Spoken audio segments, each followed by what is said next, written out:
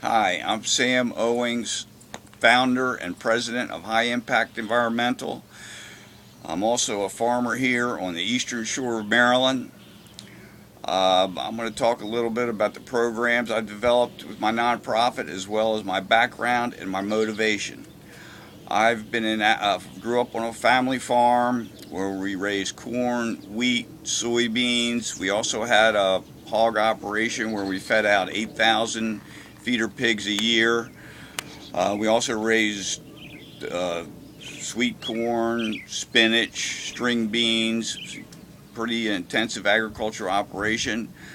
And then I left the ag, and when I was about 30 years old, and then I started my own business in asphalt paving and site development, which I did that for 18 years. So I've got 18 years in site development and contracting, and I've got about 26 years in agriculture, and I've also got a associate's degree in general agriculture from Delhi State University of New York.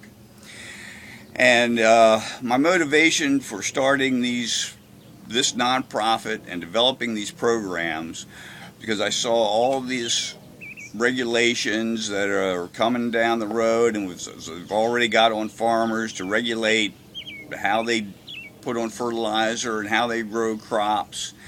And it's got long-term effects, could affect our food supply as well as the profitability of farmers.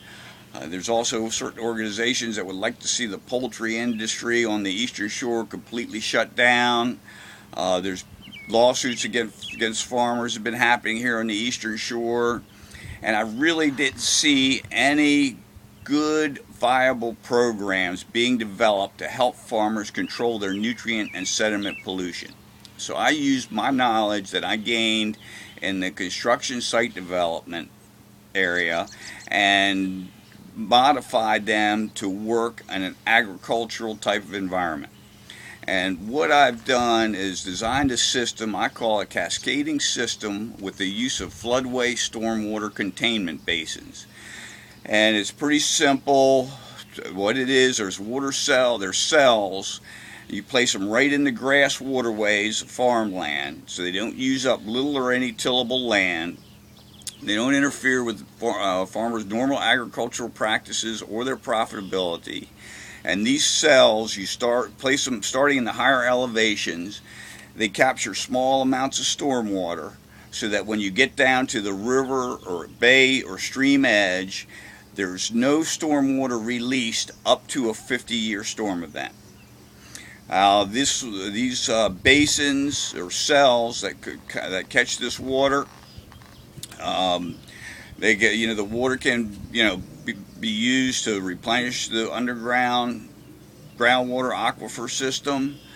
It can be used for wildlife habitat, and so we're trying to take the storm water that potentially harms the bay water with sediment and nutrients, and we're turning it into positive use by containing it on the land and not letting it run into the bay.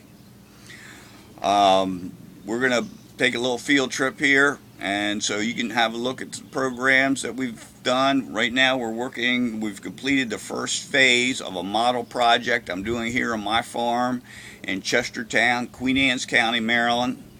And hopefully you'll be impressed with it, and I think this is going to be the future of controlling agricultural nutrient sediment pollution.